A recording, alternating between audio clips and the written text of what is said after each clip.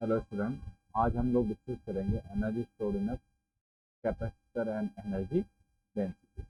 तो हमारे पास एक कैपेसिटर है जिसकी कैपेसिटी होती कैपिटल सी है, और इसको एक बैटरी के थ्रू हम क्या कर रहे हैं, चार्ज कर रहे हैं। तो इस चार्ज करने में ये जो बैटरी है इसको एनर्जी दे रही है, मतलब तभी तो उसमें एनर्जी स्टोर हो रही है। तो उसका ही हमें डेरिवेशन करना है कि एनर्जी कितनी स्टोर करता है या संधारित्र में संचित ऊर्जा कितनी होती है।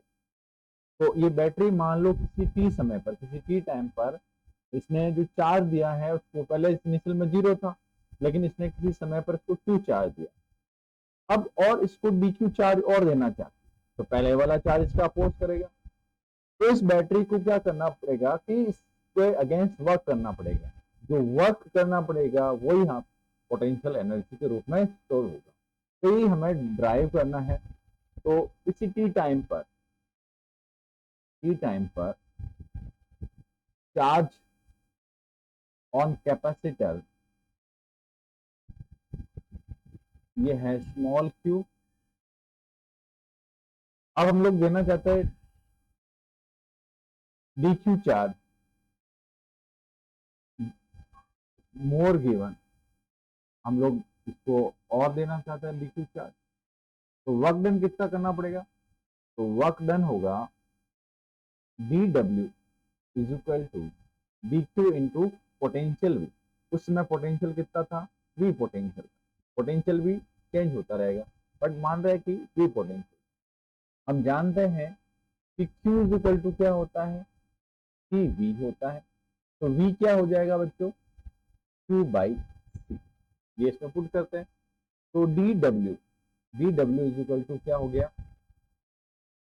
DQ 2/C। तो इनिशियल में कैपेसिटर में चार्ज कितना था? 0 था। हम लोग इसको 0 चार्ज से Q चार्ज तक हम लोग उसको चार्ज करना है। तो टोटल वर्क डन के लिए इंटीग्रेशन की लिमिट क्या हो जाएगी? टोटल के लिए 0 से Q हो जाएगी। तो टोटल वर्क डन निकालते हैं यहाँ पे। तो टोटल वर्क डन क्या हो जाएगा? वर्क डन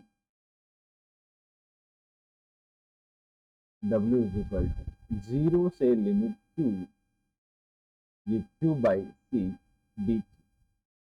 सॉरी, यहाँ पे हमें स्मॉल q चार्ज रखना पड़ेगा, क्योंकि इनिशियल में कितना चार्ज था? Small q charge. तो यहाँ पे हम लोग पुट करेंगे स्मॉल q। तो लिमिट बाद में, चार्ज कितना था? q। तो उस समय टी टाइम पे तो q चार्ज था, लिमिट 0 से कैपिटल। नहीं तो क्या वो इंटीग्रेशन में दिक्कत आ जाएगी। ये पुट करके सॉल्व करेंगे तो कांस्टेंट तो बाहर आ जाएगा। इसका इंटीग्रेशन होगा, पावर ऐड होगी Q² बाई 2, लिमिट 0 से q। अब हम पुट करेंगे upper limit minus lower limit, इसको रीअरेंज कर लिया। अपर लिमिट कितनी है? Q² माइनस लोअर लिमिट कितनी है? 0। तो टोटल वर्क डन कितना आया? 1/2 Q² अपॉन। तो यही तो जो वर्क डन है वो किसके टर्म में स्टोर होगा? पोटेंशियल एनर्जी या फिर इसमें स्थितिज ऊर्जा।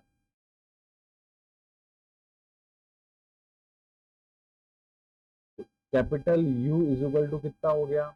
1/2 Q²बाई।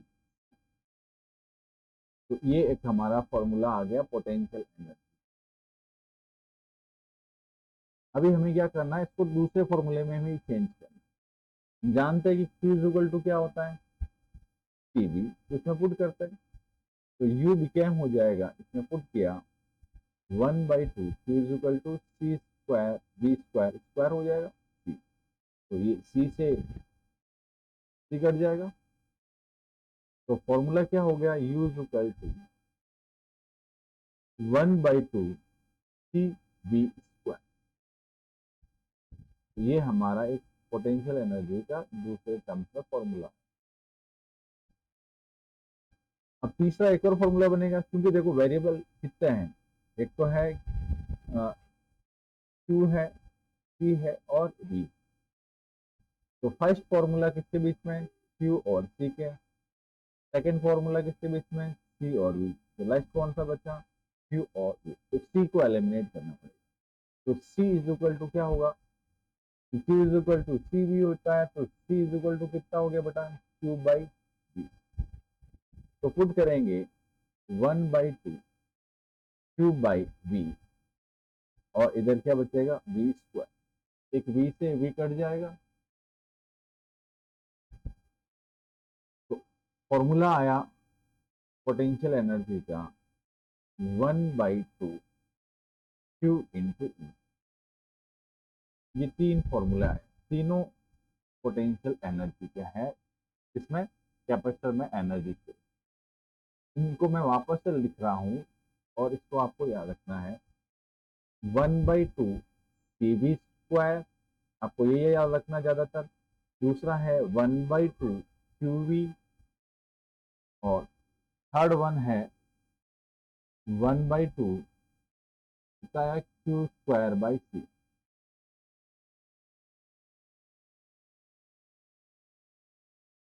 अब हर बार अपनी क्लास में डिस्कस करते हैं कि ये हमारे फॉर्मूले, तो फर्स्ट अपन इससे बात करते हैं 1/2 CV स्क्वायर। तो 1/2 CV स्क्वायर की बात करते हैं, तो ऐसा फॉर्मूला हमने सिमिलर पढ़ा है, एनालॉजी लगाया, 1/2 kinetic energy 1/2 mv square, spring में पढ़ा था 1/2 के स्क्वायर, और इनर्शिया में पढ़ा था 1/2 I omega, moment of inertia. तो ये क्या था, ये था इनर्शिया, क्या था, इनर्शिया। इनर्शिया क्या करेगी, इसके पास वाले इस क्वांटिटी का अपोज करेगी, यानी ये वेलोसिटी का अपोज करेगी, ये एक्स स्प्रिंग में डिस्प्लेसमेंट का अपोज करेगी, ये रोटेशन का अपोज करेगी। तो 1/2 CV स्क्वायर से हमें क्या समझ में आया, तो कैपेसिटर की एक नई डेफिनेशन बनती है कि कैपेसिटर क्या करता है कि V यानी पोटेंशियल के चेंज का अपोज करता है। इट अपोज, ये लिख लेना line, it oppose the change in potential, यानी ये पोटेंशियल यानी ये विभव के परिवर्तन का विरोध करता है, चेंज इन पोटेंशियल, स्पेलिंग देख लेना, पोटेंशियल। ठीक है, ये आपको एक इंपॉर्टेंट पॉइंट याद रखना है कि 1/2 CV स्क्वायर। दूसरा, इस बैटरी ने इसको कितना चार्ज दिया, बैटरी ने दिया चार्ज, और कितना पोटेंशियल दिया, QV।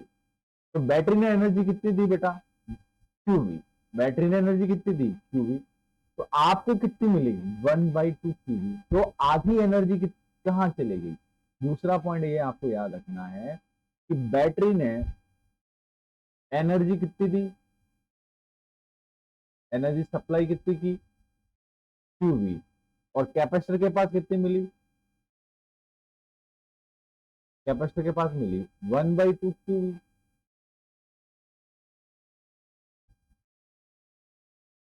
तो 50% एनर्जी का चली गई, तो 1/2 QV बची हुई जो एनर्जी है वो हीट के टर्म में लॉस हो जाती है, इसके टर्म्स में, हीट की टर्म में 1/2 QV। तो ये दो पॉइंट आपको याद रखना है कि इसमें एनर्जी कितनी स्टोर होती है, 1/2 CV स्क्वायर, 1/2 QV, और 1/2 Q स्क्वायर पर C। तो 1/2 CV से याद रखना है, अल्टरनेटिंग करंट वाले चैप्टर में हम पढ़ेंगे इसको। और एनर्जी कितनी हीट में लॉस होती है, कितनी सप्लाई होती है। अब हम बात कर लेते हैं, एक छोटा सा डेरिवेशन इसमें ही है, एनर्जी डेंसिटी। एनर्जी डेंसिटी, पहले तो ये है कि जो कैपेसिटर है वो जो एनर्जी स्टोर करता है, ये एनर्जी स्टोर करता है इलेक्ट्रोस्टैटिक एनर्जी में, किसमें, इलेक्ट्रोस्टैटिक एनर्जी। और इलेक्ट्रोस्टैटिक का फॉर्मूला मैं आपको पहले बता चुका हूं कि 1/2 एप्सिलॉन नॉट कितना आता है, E स्क्वायर आता है, जब भी हम लोग इलेक्ट्रोस्टैटिक एनर्जी बात करेंगे, फर्स्ट चैप्टर में मैंने आपको बताया भी। Energy density per unit volume, joule per unit volume की बात कर रहे हैं, पर मीटर क्यूब। तो यहाँ पर एनर्जी डेंसिटी यानी निकालने के लिए यू कितना आया था बेटा, 1/2 CV स्क्वायर।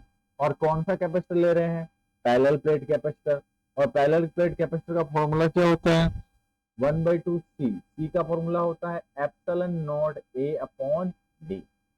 और V का फॉर्मूला क्या होता है, V इज इक्वल टू होता है E डॉट डी एल से, E इंटू उनके बीच की डिस्टेंस, तो यही हो गया E square upon into B square. अब इससे क्या कैंसिल हो जाएगा, बी से बी कैंसिल हो जाएगा, तो फॉर्मूला बन गया यहाँ पर एनर्जी का U is equal to 1/2 epsilon not rearrange किया E square A into B. A into B क्या होगा, वॉल्यूम हो जाएगा। तो इसको मैं डिवाइड कर लेता हूं, तो ये होगी एनर्जी अपॉन क्या हो गया, volume is equal to 1/2 epsilon not B square. इसको क्या कहते हैं हम लोग, एनर्जी डेंसिटी, हिंदी में कहेंगे ऊर्जा घनत्व।